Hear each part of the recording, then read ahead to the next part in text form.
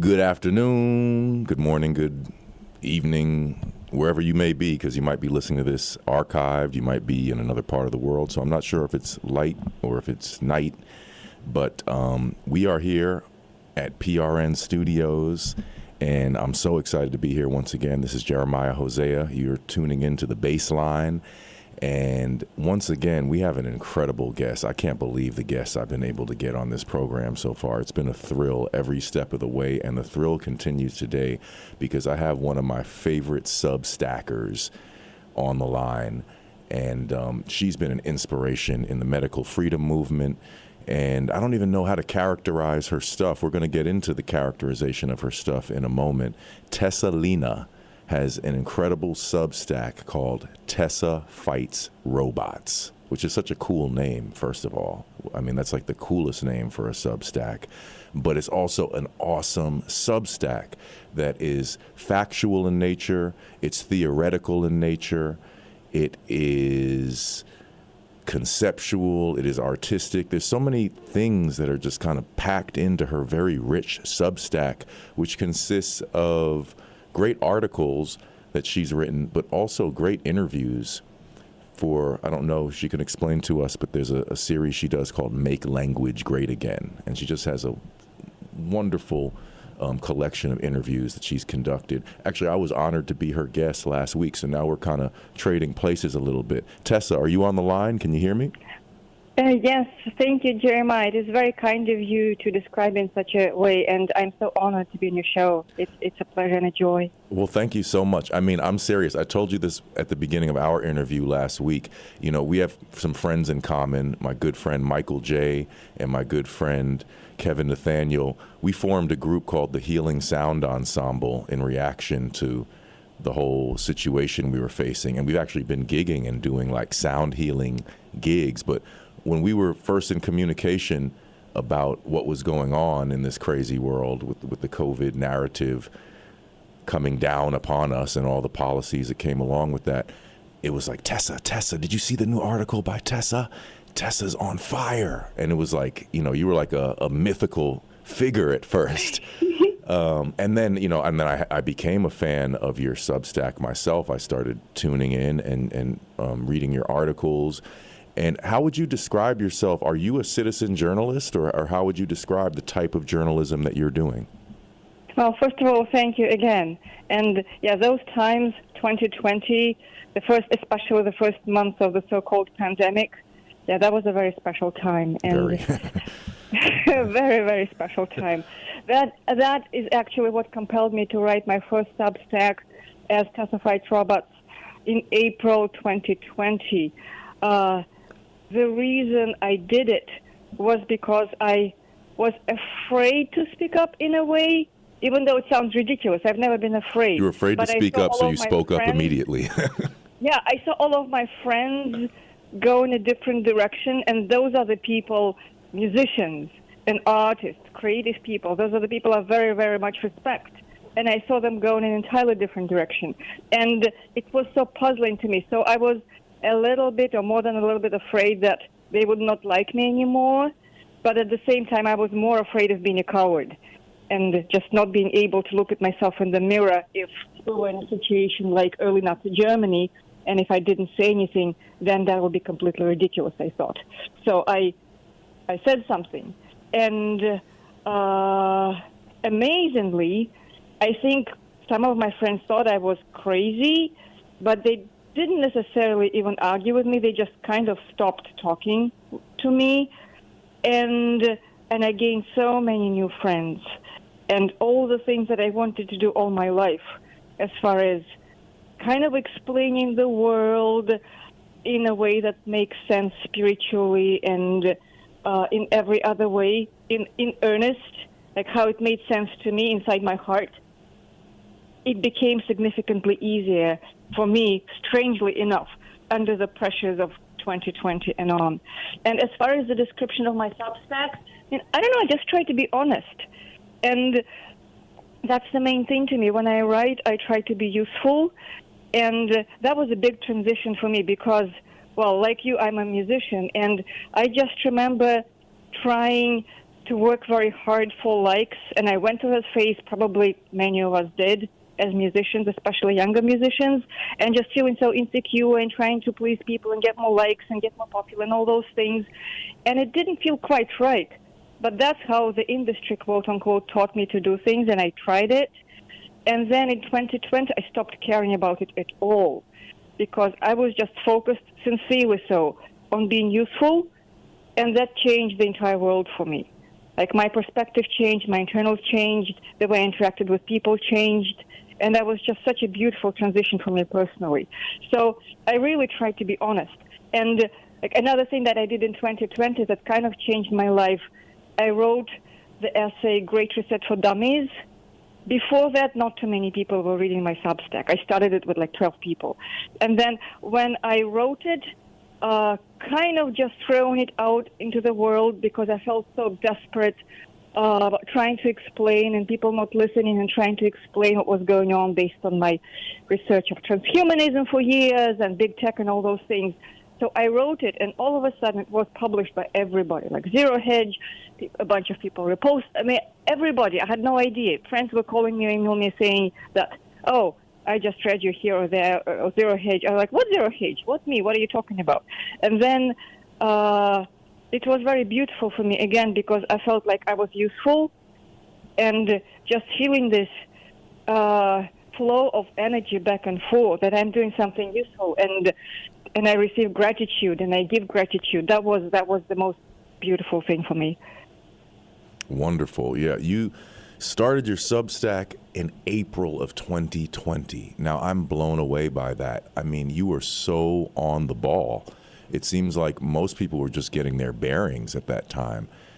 I mean, I guess some people think that I was way ahead of the game, and compared to most people, I think I was as well. But really, I was a B+ reactor, maybe even a B- reactor compared to some people I know. But you were an A+ reactor. You had immediate reaction time to what was going on. How did you see so clearly that something afoul was afoot? Well, first of all, I think you're being very modest. I think you're an A+ reactor yourself, and extremely insightful in your writing and in your art. And I'm not just saying it because you gave me compliments. That is completely sincere. Yeah. I think you are really, really, you offer such brilliant things to the world. Oh, well, thank you so much. No, absolutely. And going back to your question, I think that's because I've been through a bunch of stuff previously. A part of it is that I was married to an abusive man many years ago, and I went through that whole experience of being in denial, of being abused, being in denial, not believing that it can happen to me, the smart person me, the educated person me. So, and I paid a very dear price for awakening. It was extremely dramatic and painful. So for many years after that, I asked myself, why did I have to go through that? Why me? What did I do? Like, I was a good person. Why did it have to happen to me? And then in 2020, I thought, that's why. That became very clear because I already knew how to recognize abuse from the very, very first signs. And when I started hearing the mass media, the mainstream media tell us that we should not trust our own instincts and we should put this thing on, and if we disagree internally with what they're telling us, then we're horrible people, we should abandon it and just do as told and not talk to other people, not touch other people, not interact with people how we feel like it, but how the television tells us. So that was classic. That was classic abusive behavior. And I recognized it immediately. It's like, no, this time around, no. I know better. And then another thing, as a musician, I got involved in musician activism, specifically around big tech and transhumanism in 2013, 14, something along those lines. And now it sounds very naive, given what has happened since 2020. But nonetheless, I was researching transhumanism, and I saw that it could be a problem sometime down the line, maybe after my lifetime. So I started making art about it. So the phrase Tessa Fights Robots, initially it was the name of my album that I released in 2017. Cool. And that was also the name of my blog, of my original website, TessaFightsRobots.com. And so I was writing about it, but I was writing about it kind of like, well, it could happen. It's horrible if it happens. It's not likely to happen anytime soon, but if it does, and when it does, it's pretty horrible. And then when 2020 showed up, I was like, what? Everything that I've been writing about as a remote danger for some kind of faraway future, it was actually happening. And that was so weird because, for example, Google tried for some years to get its hands on health data, protected health data, or to get all education online, for surveillance, for monitoring, and most importantly, for collecting the data in order to build a perfect AI, which there's a quote by one of the founders, they hope to build it in 300 years or so, a perfect AI, completely perfect. So they need a lot of data, and they were and are trying to grab all the data they can get their hands on, whether it's data in the conventional sense or biological, biosensing data, health data, anything. But prior to 2020, their successes were moderate. And they tried, but there was legislative pushback. There was pushback from other industries. And then when magical COVID happened, they got everything that they were trying to get and 100 times more. And so to me, that was also a tell sign. And I was like, no, it cannot be innocuous. It just cannot be. So I had to speak up. Incredible. So I guess a connected question to that is your moral compass, your sense of character, your fear of being a coward, which I found to be an amazing description you just provided. How did you have the technical wherewithal? Because I've learned a whole heck of a lot over the past few years through listening to the various dissident doctors, virologists, epidemiologists, et cetera. I mean, I feel like I've gotten a little mini education. Like I went through a little medical school myself, although, of course, people accuse you and say, well, you're not a doctor, to which I say, well, I'm not trying to administer medicine, so that's neither here nor there. I just don't want things inserted into my body. So it doesn't matter if I'm a doctor if I'm not trying to give you medicine. But my question for you now is just in terms of your academic background a little bit, because, I mean, you're so comfortable with these advanced subjects. And I was so impressed when I think it was Paul Alexander, who has such a prolific Substack, he shouted you out. So I said, wow, Tessa's getting shout outs from doctors who have Substacks now. So the stuff that you're presenting is credible enough that credentialed people will reference it. What's your academic background that you're so comfortable with all these topics? Well, thank you. And, of course, gratitude to Paul Alexander, to Dr. Paul Alexander. It was extremely kind of him to shout me out. And I have deepest admiration for his work and for your work. As far as my academic background, well, I grew up in a medical family, and I guess some part of it is just the culture that I imbibed with mother's milk. And I was around listening to all the stories, helping my mom translate her work into English as a child, and hearing how things work in the medical community. So that's kind of just background information, not specific, not technical, but you kind of learn as a child how thought processes work in the medical world, and that's probably a part of it. But all in all, I was fluctuating between different aspirations. At about 11 years old, I wanted to be a geneticist, and I went into, genetics was very different back then. It was a lot more hands-on, so I tried to understand, I guess it would be considered classic genetics in today's terms. So I learned about that. I went out of my way to contact geneticists and biologists at the university and to get involved with them and all that. But then I kind of lost interest, and I was choosing between music and languages because I was doing classical piano as a kid. I studied it very thoroughly for many years, and I suppose I was somewhat decent at it. But then I ultimately chose to do linguistics and Asian studies.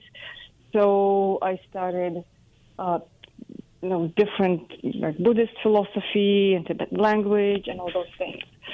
So I guess really it's kind of the same thing that you're describing when you're talking about yourself. It's curiosity. Like, human brain is genuinely very capable. I think we all have that. So if you're really interested in something, you try to understand it, you can possibly do a better job than a credentialed person because you just have this dedication and honesty, and you insist on understanding it, and you try to do it as well as you can and make the logical connections and so on. Right. So let's move into today. There's rumblings of the next phase of the COVID plan. Joe Biden himself made a comment about there's a new vaccine that's underway, and he expects everyone to take it, even if they took their first COVID, quickly waning so-called vaccine. There's talk of lockdowns returning. I mean, it seems far-fetched almost. I mean, are we going to go for this again? The mask mandates, the lockdown policy, the vaccines. Apparently, they're instituting all of this stuff in some universities. Rutgers University comes to mind. They've said we're going to return to the mask mandates, and they still have, I don't know what their specific vaccine requirement is up into this moment, if it's X number of boosters or whatever. But sadly, I mean, we're not hearing protests from Rutgers University. Are they going to be able to get away with this again? Are they going to try to? What are your predictions? What do you know, and what are your predictions about what's going to happen in the near future? Well, I think they're definitely going to try. They're trying. I think from all the logical signs and just factual information, it seems obvious that it is about the bigger plan, the bigger social reform, whether it's called the Great Reset or any of those things. So at this point, the leadership really doesn't care about what the people think. They're just pushing for whatever their bosses with a lot of money telling them to do. And I think I'm getting the impression they're far more afraid of their bosses than they are of any people, any citizens.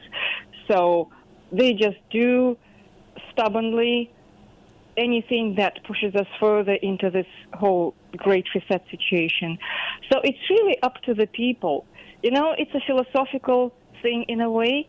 So practically, the exit door out of all this nonsense is available to us right now, this very second. So if a lot of people just refuse to comply with it, and peacefully so, just say, you know what, I'm not going to do it. If every student at the university or the majority of students at the university refuse to collaborate with this, then the university is going to change their tune because they don't want to go out of business immediately. Well, unless BlackRock bails them out, which is, another story. But in practical terms, most likely, if in any group at any institution the majority of participants are going to refuse to participate in the scam is going to fall apart. The question is human habit. It seems like human habit is really what drives history, because they're always villains. They're always people who really try to steal on a massive scale and rob on a massive scale and confuse people on a massive scale. We can assume that at any point in time there are such people. They're very few. They're a very tiny minority, but they're very ambitious and crazy and driven, and they really try to mess with people's heads. So if people refuse to cooperate with them, which I think usually happens when people suffer too much, when there's so much pain that people just have to snap out of this spell. When the spell ends and people start acting like free people again, as opposed to slaves in disguise. And that's when the good things happen. So I think we are kind of on our way to that good spot, but when it's going to happen in practical terms is completely unknown. It can be tomorrow, tomorrow. It can be 3,000 years from now. I think the whole Great Reset in philosophical terms is about waking us up to our dignity. Because it's, this is interaction with bullies. They push you and they push you and they push you and they push you until you can't take it anymore. And out of that total desperation, not being able to take it anymore, you say, you know what, no, I am not going to take it anymore. And then you confront the bullies. And then bullies are typically not very brave, so they go away after some struggle. And I think we're all discovering that brave person in ourselves. And at a point when all of us are more afraid of being a coward than of anything else, I think miracles are going to happen, and the world is going to be very, very beautiful again. So you perfectly lead me to my next question, which is I want you to be a utopian, if you will, in an ideal situation. What can we create? What should we be striving towards? I mean, in addition to noncompliance and resistance, there are some exciting new things that are happening. Like you described how this whole experience has launched you into sort of this new phase of your own self-discovery. And I could say in a parallel way, I've had the same experience, both with the friends and the change of my landscape of friends, but then also, as I've described in previous, maybe in a previous episode, I mean, I wanted to be a writer for other reasons. I wanted to write about music and culture. And it was this event that compelled me into citizen journalism, which has then been an incredibly rich experience. So I'm sorry for everything that's happening in the world, but I'm glad for the internal breakthroughs that we're making. And where can we take that in terms of there's this open source media movement that we're a part of, there's the intentional communities. What are some of the positive things that you think we should strive for? I think local communities are where it's at. And by the way, speaking of Substack, I think you occupy such a unique niche. And again, I just love how you write about politics in a way that is both loving and philosophical and real and concrete. It is. Well, thank you so much for that. I'll say quickly before I let you finish or answer my question that I just asked you, my goal in my Substack is I really want to discuss things that I think are important, things that occurred to me that I don't hear other people mentioning. I feel like there's a lot of experts covering all kinds of ground that I couldn't discuss some of those matters, and I'll leave that to them. But I like to harp on points that I feel are being overlooked in the broader discussion. But sorry, what were you going to say? No, it really shines through. I mean, that's what I really like about your Substack, because it's unique and it's original, and I guess that's what I like to read in general. The original opinions that come from the heart and intelligently expressed. So you're doing it very brilliantly. Likewise, I sincerely feel the same way about your Substack, but thanks again. No, we're just going to praise each other. Yeah, it's what do they call it? It's Mutual Appreciation Society. But it's true. I mean, but I could also say I do like my own Substack as well. And yeah, I mean, I guess we are, kindred spirits in some sort of way. We do have some common ground here. So it's not that alien that we would appreciate what we're doing out here. But I think there is a cool style about your Substack. That's clear. And I try to put a little style and flair into mine in terms of just it being somewhat unique. And by the way, praising each other actually is part of the solution, right? What I would love to say in response, because I think one of the big problems, and I'm not even being facetious, one of the big problems in our society is that people are deeply underloved, and it's very hard to even admit to that, and a lot of people don't have the time to actually think about it or use those words, or they would be too embarrassed to use those words, or it's too un-American because you're supposed to be successful and smiling and posting nice things on your social media and all that. But that is a big problem. And I think that going local and showing sincere gratitude and appreciation of other people can do miracles. Because, sometimes you walk in the street and you just smile at somebody, or you compliment somebody's looks, or, compliment somebody's work, sincerely so. I mean, when you do it from the heart, when you actually mean it, it can change the person's day. It can change the person's life sometimes. And you may never know that you made the difference. But it's tremendous. It's kind of doing God's work, appreciating each other. It's really that important, I think. And on the positive side of the Great Reset, I think that when we were forced to look more inward and to look for kindred spirits and to look for people who are in alignment with how we want to live our lives, that elevates the world. And the world outside can be completely crazy, and it is unlikely that it is going to stop being crazy in the near future, to be honest. But I think that we can build our worlds that are maybe smaller, but a lot heartier and a lot more soul-nourishing, and that is probably the way going forward. And yes, we fight our fights against all the villains in the best way we can, and we all have different jobs, doctors and journalists and writers and musicians and scientists and lawyers. Everybody has their own forte, but I think that just building our own life in honesty and with love is the really big change that we can make, and we do have the power. We may not have the power to do anything about Klaus Schwab. We do have the power to change ourselves and to build a life based on love around us, I think. Excellent. You're like perfectly leading me to my next question, one step after another after another. It's incredible because you just mentioned Klaus Schwab, and then I want to segue into that discussion, which is, what is the nexus of power in all of this to the best of your discernment? I mean, it's one thing when the U.S. government is pulling off its shenanigans, but for 160 countries at once to discard, quote unquote, pre-pandemic measures and decide, oh yeah, we're going to all adopt this new playbook all at the same time. I mean, how did they achieve this? Who is the puppet master? Well, I think it is almost more philosophical than political because, for example, the World Economic Forum is more or less a CIA creation, right? If you look into the work of Johnny Vedmo, for example, who looked into that in detail. So, yes, there's a World Economic Forum and Klaus Schwab, but they're almost a front, like an ugly front, but a front nonetheless for other, for the agencies and things like that. The alphabet people. So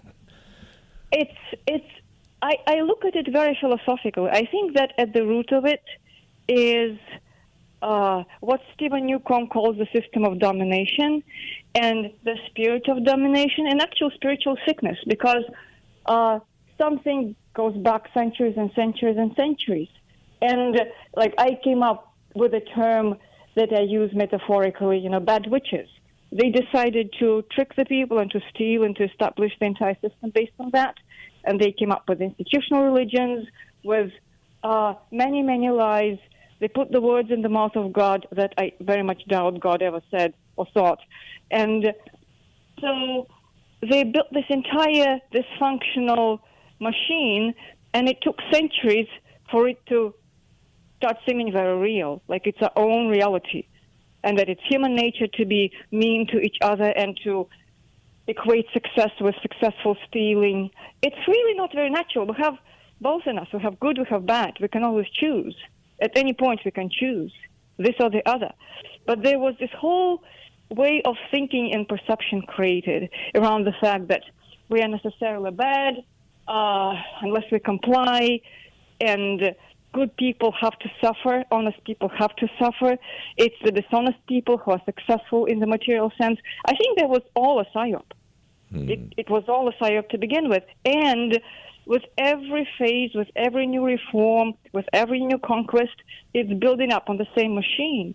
So what's happening right now with the Great Reset, it's kind of a repetition of Manifest Destiny. It uses completely different talking points. It comes with a lot of shiny technology and very powerful technology and scary technology, but it's the same principle. So I think that, at least from my perspective, the way to push against it is to not give anything to that energy and to do things with love. And sometimes I have this debate with people when they say, oh, love is, what is this love thing? What can it do? I think it has to do with everything, because love is not weakness. It's not turning the other cheek, actually. It's not being a pushover. It's just remembering that your home is with love, and that all this trickery and fighting the trickers is an adventure. You have to defeat the bad witches and expel them, and then the world is going to be beautiful. And you cannot do it without love. It's impossible. So it's really about self-confidence, which is the same as love. So if you feel love for yourself, then you're compelled to give love to others.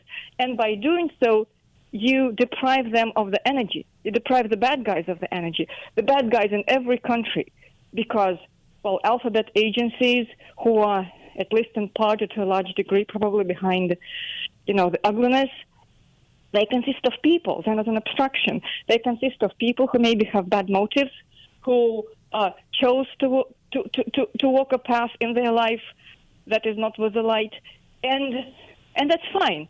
That's a part of the universe. But there's no obligation to feed them. There's no obligation to fear them. There's no obligation to give them anything. So I think this is the path that eventually helps us to defeat them, but it's a very slow road, and it's a very laborious journey. But I think this is where we are, and that's what we got to learn. Right. Are you open to taking calls, Tessa? Would you communicate with our PRN audience? So before we take calls, I want to ask you one last question, and then we're going to open up the lines, and hopefully some of our PRN people will.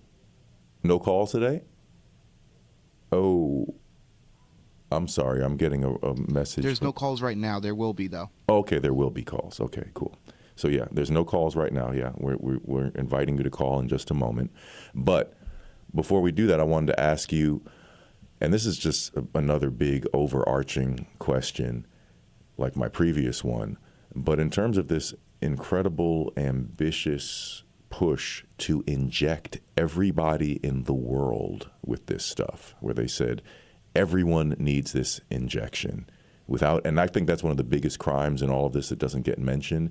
I think everyone who told someone to get a medical intervention without a medical examination, I think that's a crime right there. I mean, how would you tell me to get a medical intervention? You didn't examine me. You don't know what's going on in my body. You're just going to shove something into my body. But my question is, why did they want to inject everyone? What are your theories? What do you know? I mean, is it, some people have said, even Mike Eden, former Pfizer exec, said, I can't think of anything these people are trying to accomplish other than a depopulation agenda. And now we do have excess death. The population's not being wiped out. They're people, they're going about their everyday business. They seem to be doing okay. I hope they can continue to do okay. But there is observable excess death, which is the topic of my last Substack, and it's been covered by many people now. It's not just some cult, a conspiracy thing that people are talking about. This is statistical fact at this point. But then there's also the notion of the injectable operating system, which people might think that's crazy, but apparently Moderna even said, we inject you with operating systems. And then they remove that from their website, saying, that might not go over too well, considering everything that's going down right now. But why did they need to inject everybody? I mean, I know it's a huge question, but why? Well, that's a very good question. I think there are many things happening at the same time, and I went through different phases trying to figure it out and coming to different conclusions at different times. I think, it's a fact that there are people who are daydreaming about depopulation. Whether it is the sole factor behind wanting to inject everybody, it's really impossible to tell, and I want to be honest about it, because I think that there's a certain sensationalism about, depopulation. It became a talking point of its own. And I am very much against fear of any kind, whether it's fear of, COVID, or whether it's fear of the villains. I think forgetting about all the fear is the most important thing. I mean, that's the mindset from which we do everything else. a lot of it, from what I looked into and research, is, you know how in the decaying empire, everything just falls apart and goes randomly, and no standards are being followed. Like, for example, I talked to Sasha Letipova, who is brilliant, and now she confirmed my ideas that there are no standards. And even previously in the production of biologics, which is, I guess, the industry word for vaccines, the industry standards were not really followed to any degree of decency. Like, stuff from the floor could end up in the vials, and God knows what's there. So I think a part of it is monumental greed, and it plays at least as big of a part as the nefarious agendas. I thought at some point that the evil ones were sufficiently organized to pull off this massive depopulation. Now I don't think so. I think they want to, but I don't think they're sufficiently organized. I think this stuff is falling apart. The factories don't work. What's in those vaccines intentionally is one thing, we don't know. But unintentionally, I think it's pretty much up for grabs. It's anything, like any stuff from the floor, any randomness, any mRNA that is no longer mRNA that has fallen apart a long time ago. Like, temperatures are not kept. So essentially, they are injecting people with nonsense, Right. with nonsense of unknown chemical composition. And it is very bad for the people. It is horrendous. It is a crime. And I think a lot of it is just, complete insanity and negligence. And like you said, even if, let's say, they were honest and the ingredients had nothing nefarious and had the exact composition that they're saying, it's not the case. But if it were, they would still have to check for your individual health situation and your allergies, because it's a novel technology. Even in the most mainstream sense of it, it's a novel technology. It's insane to just roll it out on a massive scale. But I think there's a ton of money in that. Yep. So I think that's a really big part of it on the industry level, where, though the industry people most likely are driven primarily by classic greed, and it's less sexy than depopulation. I think the depopulation group is a separate group from the industry. The industry wants to make as much money as possible. And again, industry is ultimately BlackRock and Vanguard and State Street, and like they're the investors. And there's so much promise of infinite profits in the new technologies, because the whole idea, what they're selling, and it's a nonsensical idea, it's a mirage and a lie, but the theoretical promise is that with mRNA technology, they can develop vaccines for any new pathogen very, very quickly, because this whole platform of like injecting something into you and then your own cells make a little bit of pathogens, which again, it's not how it works, but that's the theoretical premise, and then you develop immunity.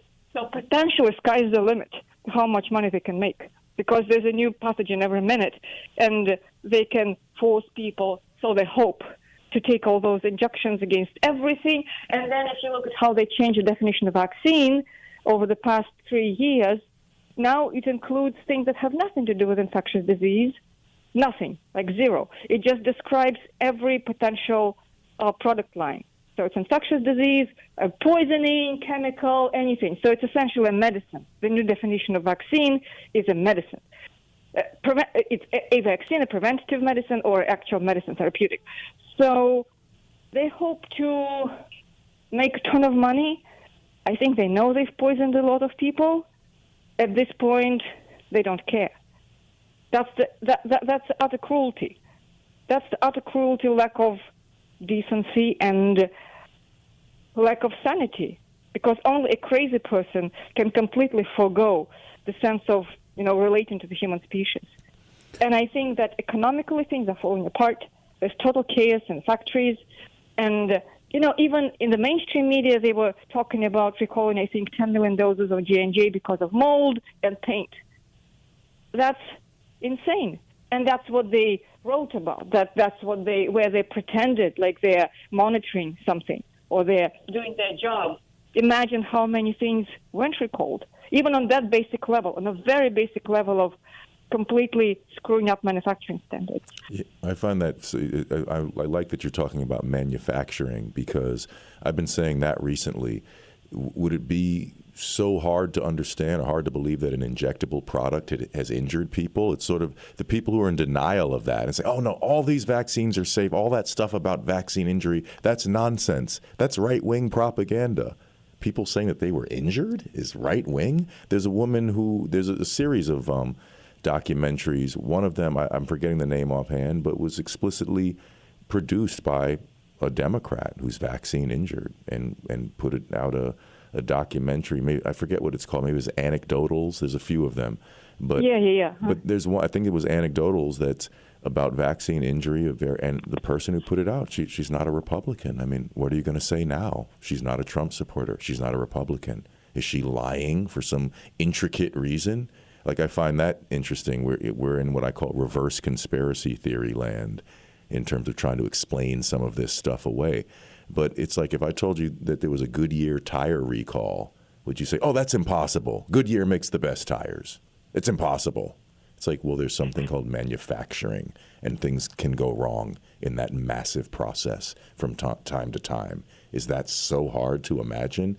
Like, I remember early on, there was a lot of vaccine batches that were recalled in Japan because there was metal particles that didn't belong in the formula. And I guess it was just, I'm sure it wasn't just the Japanese that had the metal particles in their injections. They were just probably the ones who were diligent enough to find it or acknowledge it.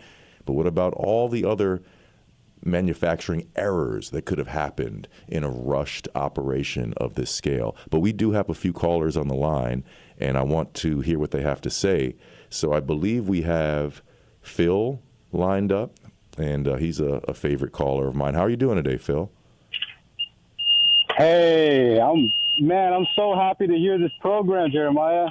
Man, I'm so happy to hear you on the air joining us. So what do you got for us today? What do you have to say to Tessa? And we have a couple more callers, so please leave a little time for some other folks, but let us hear it, Phil. You know, I'll try to be brief. I just want to share my excitement. First of all, I'm multitasking, so I don't have notes in front of me, but I do want to speak to the thing about the depopulation concerns. Hit us. And, so that seemed like an outlandish idea to me at first, but with my training in economics, I read this textbook, History of Economic Thought, and I believe that one of the authors is Heiser, I believe. If you go to my blog, lumpen.org, I have a reading list. You'll see History of Economic Thought. That was taught by Dr. Henry at UMKC. And when you read that, you do see that Robert Thomas Malthus was a misanthrope. And I asked my professor, was Robert Thomas Malthus a Thomas Robert Malthus, not to be there it is. a stickler. And so, and what's interesting is that, to me, this is all part of like a long hundreds of centuries of struggle between the elites and the working class. And the elites have always wanted to control the working class, to keep them illiterate, or to just somehow control them. So, to me, these are neo-Malthusians that are doing this. I love that you introduced that. I do think this is related to some sort of neo-Malthusianism. But what's interesting is when this whole thing went down, the Democrats and the liberals just went along with it all, and the only people I saw out protesting were the Republicans. And now a lot of the research that goes with the COVID-19 issue, which I agree it's a psyop, it's a total psychological operation. But the only critique that I hear is from the right, and somehow they blame the left for this. But the World Economic Forum, as your guest said, is a CIA creation. Klaus Schwab was mentored by Henry Kissinger. Eddie Vedmore, I believe, was also mentioned. His research is brilliant into Klaus Schwab. So this is a capitalist undertaking, and it's amazing to me to hear people on the right, they do rightly critique the COVID-19 psyop, but somehow they blame this on the left. And it makes no sense to me because this is a total capitalist undertaking, which is, in my mind, if people read the history of economic thought, they will see that this is just a continuation of control against the working class by the global power elite. To me, this is kind of a second wave pushback against the 60s, trying to push back the left. And so, yeah, I guess I'll just leave it right there. And I also wanted to ask Jeremiah, can we get this in podcast form so when I share this to my friends, they can listen to it after it's live streamed? Yes, absolutely. I'm going to be archived soon, and as soon as I'm archived, I will certainly let you guys know about that. And I'll hit you with a message. We'll be in touch, Phil. I'll send you files directly in the meantime if you have some friends you could forward it to, because, yeah, we are building this up from the grassroots. So I'll reach out to you, Phil. Thank you both. Thank you so much, Phil. And I'm so glad you brought Malthus. Name again. This is Tessa Lena. Please look for her Substack, perfect. Tessa with 2 S's, Tessa Fights Robots. So, yeah, please. All right. Thank you. Thank you, Phil. And we'll talk to you soon. Okay. Yeah, so please subscribe to Tessa's Substack. Subscribe for free, or even better, make a donation. Tessa just broke 20,000 followers. She clawed her way up, and it was just purely based on the quality of what she was putting out that she's grown to be such a figure at this point, and sky is the limit. She's continuing to rise. And, likewise, like I said, support my Substack, and if you make a donation to me, then I can make a donation to the station here. That's my plan, is to increase my own sense of industry, not in the sense of a massive injection of the population, but my own little personal industry of just writing and making music. And if you could support me a little bit, I'll turn around and make a donation to the station and pay for my presence here. That's my goal. But do we have another caller? I believe we have E from Edgewater on the line. How are you doing today, E? Good to hear from you. Hello, Jeremiah. E, my man, how's it going out in Edgewater? Yeah, it's going like everything else. It's difficult. Everything is difficult now, which used to be easy when we had, when they wanted to appease us, when they wanted to keep us doing what they wanted us to do, they had to give us things that made us think we had something, Good way to put it. Before I start, I just wanted to ask if you know how your tree lead is doing. I need to get an update on that. I personally don't know, actually, but I don't want to make an announcement that I don't have any knowledge of. But I'm hoping that she's doing well. I'm going to reach out and try to find out. And yeah, I've been hearing mostly reruns in her new 5 o'clock slot. So Right. I hope she can get back on the air very soon, because I'm a huge fan, as I know you are. Yes, she deserves a break also like everybody else. So Absolutely. I understand if she's recovering, she needs a break. Everyone There's needs a nothing wrong break with from that. time to Everything time. is great. I just wanted to know how she was doing. I appreciate that. Okay. Now what I wanted to say is you and your guest, Tessa Lena, and Gary Null, Gerald Salente, you're all dealing with the symptoms of the real disease. The pandemic and the vaccine is a symptom of a system, and the real disease is called education. You see what I'm saying? You, as a chess player, a very good chess player, if you're a chess teacher, you have to be able to look ahead. If you're going to be a good chess player, you have to be able to look ahead many moves, so you can make a trap for your opponent. And don't overlook subtle moves. I've been taking chess lessons myself, and my teacher has been setting up these puzzles where the key is subtle moves. Right. So for us to put down education would be the opposite of what we would want to do, because we put this thing on a high. This education, we all bought into it because it's so perfect. We have to give the elite the credit for coming up with this, or maybe it goes back to the King of England back in the 12th and 13th century. But what I'm trying to put across is we bought into a system called education in this capitalistic country, where they are teaching us what they want us to know so we can replace ourselves with machines. That's the end result. This is like a pyramid scheme that's going on for centuries now. And the people that got in Bernie's Madoff's pyramid scheme, and they made money. So they didn't complain about Bernie. They liked Bernie because he got them 20%. So the people that went to school in the 30s and 40s in college and they got good careers and was very successful, they're not going to see what I'm talking about. It's what's happening. It's very subtle and gradual, and we don't really, and we're unable to see it. They want us. We invented television because it was a mind control tool. Our parents had to depend on the news to get their information from.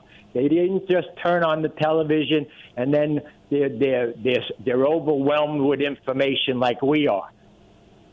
All of these things came to pass because of education, because we learned these things they wanted us to learn. And were we really learning, or were we just memorizing? Remember in the start, they give you 20 spelling words.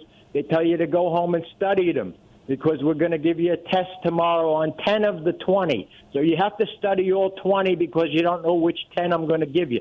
But it's all about memorizing, right? You memorize. And then we put this information into our head, and and in order to make room for all this new information that we really didn't need to have, we have to throw out the stuff that we were born with. We're born with information just like animals are. We have instincts, but we gave them up because we replaced it with this education system, which is a pyramid scheme, and we're going to suffer in the end like we're suffering now. The pandemic is a biological warfare. The fires, the floods, that's meteorological warfare. Lyndon Johnson said, "He who controls the weather controls the world." In 1990, George Bush said, "New World Order." Since then, we've been at war with our own country. The good people of this land has been at war. We don't see it, but that's what's being perpetrated upon us because we bought into this education system. And if we go back to the beginning, the Lord God said, "Do not take from the tree of knowledge." The Native Americans lived on this land, North America is what we call it, for all these centuries without having schools and colleges and universities. They lived successfully and respected the planet, and they knew how to do things because they learned by living, not by going to a university and getting a diploma like the Scarecrow in The Wizard of Oz. Now we're smart. Now we got something to hang our hat on. Now we got laurels. Now we can have a successful career and be somebody to look up to. You know, it's like the military, the same thing. School, going to school. They kidnapped us at 6 years old and forced us to go to these buildings where they made sure we got it in our heads that we had to learn the things that the elite wanted us to learn so we could be replaced in the end by machines. This is an experiment that's been going on for hundreds of years. It's not planned to go on forever like this. They don't like us. They don't want us around because we're not money hungry like they are. So they want this planet for themselves. And the only reason why we're still here is because they needed us to invent these things that they want us to invent so we can be replaced in the end. That's pretty much it, Jeremiah, in a quick few minutes. I know it's hard to grasp it, but that's what I'm trying to get you to see. Yeah, I mean, I appreciate what you're saying. You raise a lot of interesting points. I won't have time to respond to everything that you've said just here. I think first of all, human beings are advanced beings in general. Like a great example is the instrument that I play, the electric bass. Initially, the electric bass was considered a bastard instrument, quote unquote. Upright bass players would just grab these bass guitars, which are actually guitars in a lower octave, and they didn't really have a technique for it. They were just good enough musicians to make it happen as R&B was being developed. But then, within 10 years, 20 years, I mean, you have people playing rings around themselves, playing an electric bass like a one-man orchestra. Have you ever seen Victor Wooten? The guy sounds like 4 people playing the bass at one time. Or Jaco Pastorius before that, playing chords and all this elegant lead bass where he's playing Charlie Parker saxophone solos note for note on the electric bass with incredible speed and dexterity. So we are advanced beings. We're not going to stop being intellectuals. We're not going to stop figuring things out and advancing things. I guess the question is the intention of it, the power structure behind it. You know, it's like I think of the example of professional. Why would you buy into a system that is going to be no good for you in the end? You buy into something that's going to benefit you in the end. Well, we're in society, right? Like I didn't buy into society. I'm just here, and I have to deal with it in various ways. And right, I'm not saying anybody should be blamed. We're all innocent because we were tricked. What can you do when you're tricked? You know, you remind me of there's a book. There's a book that I really love that I would encourage all of our listeners to get a copy of called "Touch the Earth," and it's a book of Native American spirituality. And I remember one statement in the book where he said, "You know, you can approach me with your Bible, but if I take your Bible and I lay it on the ground, it will be absorbed into the earth. The wind, the rain, the sun will wear down this book, and the insects eventually will get to it." But he said, my Bible is the whole of creation. I wake up every morning and I open my arms to the sun, and then I dive into the river bodily, and that is my Bible. So I hear you. I think we need to return to an indigenous mindset and move away from the might makes right mindset. We're running out of time. We're pretty much at the end of our program here. So I want to thank Tessa Lena for joining us. And please check out her Substack, Tessa Fights Robots. It's just phenomenal. Go check out the archives of her interviews. Definitely check out The Great Reset for Dummies. It's really important. That's sort of a seminal work that we should all be familiar with. And next week, I want to let you guys know I'm really excited about this, guys. I have Dr. Merrill Nass has agreed to join us. So Dr. Merrill Nass has just come up with an incredible article that also is required reading. She just came up with her 3rd draft of it. And it's basically saying where a lot of this nonsense is headed, that they want to build vaccine factories all around the world and produce vaccines in less than 100 days after identifying new pathogens on farms and in water supplies and sewage systems. But she's going to describe the details of the actual documents, the actual plans that have been laid on the table for us, the human race, that are being subjected to this experimental concept of life that we're trying to resist and create something entirely different than. So thank you for joining me on the Bassline. Thank you, Tessa, for your incredible insights today. And looking forward to seeing you guys, hearing you guys next week. Thank you.